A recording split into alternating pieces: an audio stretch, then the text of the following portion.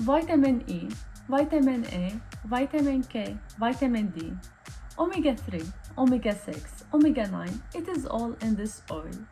If you have dry skin, dry hair, you want to reduce the stretch mark or protect your body from stretch mark if you are gaining weight or you are pregnant, then this oil is a solution.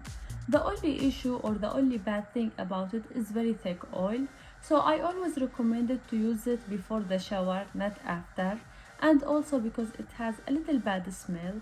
That's why I just don't like to use it after the shower, not before. So I'm sure now you are excited to know what this oil. It is wheat germ oil. It is very easy to get it. You can get it online from Amazon, from Yes Style, from other online websites, or from Walmart or any other pharmacy. It's very easy to get it and not expensive at all. I remember I get it about $5 only. That's what I remember.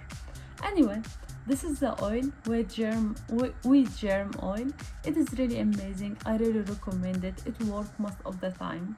So I'm really happy with the product. I'm really enjoying it. I hope you will like it, and I'm looking forward to hear your experience too. If you like my video, please put like, subscribe to be able to see more videos, more products, and more experience. Thank you so much for watching.